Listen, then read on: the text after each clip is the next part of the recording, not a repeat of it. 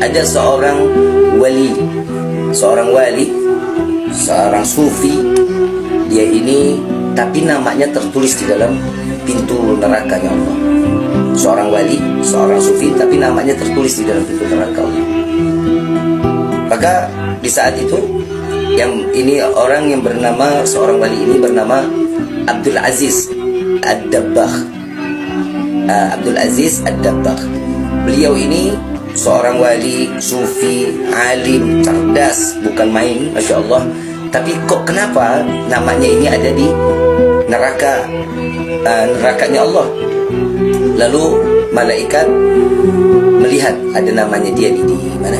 Di neraka Allah. Lalu beliau mendatangi daripada Abdul Aziz Ad-Dabbagh. Beliau mengatakan, malaikat bertanya kepada Abdul Aziz, "Wahai Abdul Aziz, apa yang kau perbuat sehingga namamu kau ada di dalam neraka?" Lalu beliau mengatakan, "Urusan neraka dan syurga itu urusan Allah. Itu bukan urusanku," kata Abdul Aziz Ad-Dabbagh. "Bukan urusanku. Kecuali Allah hanya memerintahkan kepadaku, seorang hamba, hanya untuk jin dan manusia ini untuk beribadah kepada Allah Subhanahu wa taala. Maka urusan neraka dan surga bukan urusanku dan itu bukan tujuanku," katanya. Dan di saat itu dengan keikhlasan Abdul Aziz Ad-Dabbagh, beliau naik. Para malaikat kembali kepada Allah. Lalu secara tidak sengaja dilihat lagi, loh, namanya pindah ke dalam syurga Allah. Lalu beliau datang lagi kepada Abdul Aziz Ad-Dabbagh. "Wahai Abdul Aziz, namamu sekarang sudah ada di pintu surga.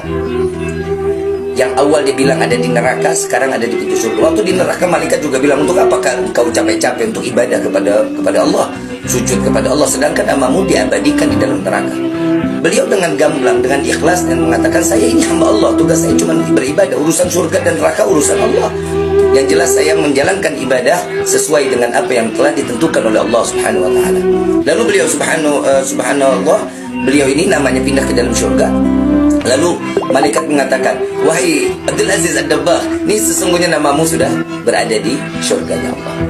Beliau menjawab, "Alhamdulillah, aku tidak pernah tergiur dengan apa yang kau sampaikan. Namaku sudah ada di dalam surganya Allah. Tapi sesuai, aku hanya mencari ridha Allah dan aku mengharap apa yang aku jalankan ini, aku mendapatkan pandangan rahmat dari Allah." Lalu malaikat ini datang kepada Allah, "Ya Allah, Abdul Aziz ini namanya kok bisa pindah ke dalam syurga? Tadinya awalnya di neraka. Kok bisa? Bagaimana?" katanya gitu. Lalu aku pindahkan ke dalam surga karena ada satu yang telah aku berikan keridhaan kepadanya. Karena dia hidup yakin dengan dia hanya untuk beribadah kepadaku, maka aku berikan dia surga karena keridhaan dan keikhlasan ibadahnya kepadaku. Lalu beliau diceritakan oleh Allah Subhanahu wa taala tentang apa yang membuat dia menjadi namanya tertulis di dalam neraka. Beliau turun lagi, "Wahai Abdul Aziz, tahukah kenapa namamu ada di dalam neraka pada saat umurmu 15 tahun? Apa wahai malaikat Allah? Aku tidak mengetahui dan aku tidak mengingatnya." Sedangkan Imam Abdul Aziz Ad-Dabbagh ini umurnya sudah lumayan tua, sudah tua saat itu. Dari 15 tahun itu, engkau telah sesuatu perbuatan yang Allah tidak ridha. Saat engkau sudah terbangun dari tidurmu, saat umur 15 tahun ya, saat engkau terbangun dari tidurmu, lalu engkau berpura-pura tidur. Kau tahu betul suara sendal atau langkah kaki ibumu. Saat kau sudah terbangun, kau mendengar suara langkah kaki ibumu, kau tertidur, kau berpura-pura tidur. Karena tahu saat itu engkau akan diberikan satu perintah oleh orang tuamu, oleh ibumu untuk memberi sesuatu. Lalu engkau berpura-pura tidur sehingga ibumu melihat dalam penuh kasih sayang, kesihan, lalu tidak dibangunkan. Sedangkan engkau sudah bangun.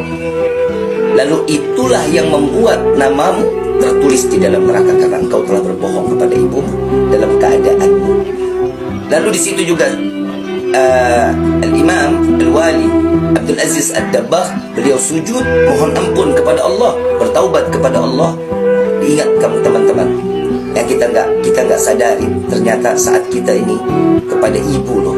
Ini utama kepada orang tua khususnya, umumnya buat orang tua dan khususnya buat orang tua kita, ibu ya, buat ibu. Hati-hati Kalau seandainya Abdul Aziz Ad-Dabbagh, seorang wali, sufi, seorang penulis, Masya Allah luar biasa, namanya tertera di dalam neraka Allah karena perbuatan kebohongan yang saat ia ingin diperintahkan untuk membeli sesuatu dia pura-pura tertidur. Hati ibunya nggak kesel, hati ibunya nggak marah, tapi dia memiliki, kalau boleh dibilang, kesian, nggak tega untuk ngebanguninnya. Lalu beliau mendapatkan titel seorang yang namanya tertulis di dalam nerakanya Allah karena berbohong kepada orang tuanya. Lihat bagaimana kita. Hati-hati dengan ibu. Hati-hati. Kalau sudah sampai ibu yang sudah kekecewaan, sampai lagi Imam Syafi'i radhiyallahu anhu warḍahu, beliau mengatakan, sebanyak apapun uang yang kalian berikan kepada orang tua kalian, dengan cara apapun kalian membawa orang tua kalian melaksanakan ibadah haji, dengan cara digendong dari negeri kalian sampai ke Mekah, sampai kembali lagi ke negeri kalian, tidak turun dari gendonganmu. Jika ingat baik-baik, jika sampai orang tuamu meneteskan air mata karena perbuatanmu, maka sesungguhnya haram surga untuk kalian. Hati-hati sama orang tua, hati-hati ya sama orang tua. Sayangin betul-betul, minta maaf, minta ridho kepada orang tua. Selama orang tua kita yang masih ada, cium kakinya, cium tangannya, cium keningnya, angkat tangannya dan taruh di dada kita dan taruh di atas kepala kita. Kenapa? Meminta doa agar Allah memberikan keridhaannya lewat tangan dan kaki daripada kedua orang tua kita. Hati-hati. Sekali lagi, mudah-mudahan kita semua tergolong menjadi anak-anak yang saleh, anak-anak yang berbakti kepada orang tua, dan insya Allah mudah-mudahan nama kita tertulis di dalam pintu surga karena ketaatan kita dan sayangnya kita kepada orang tua kita.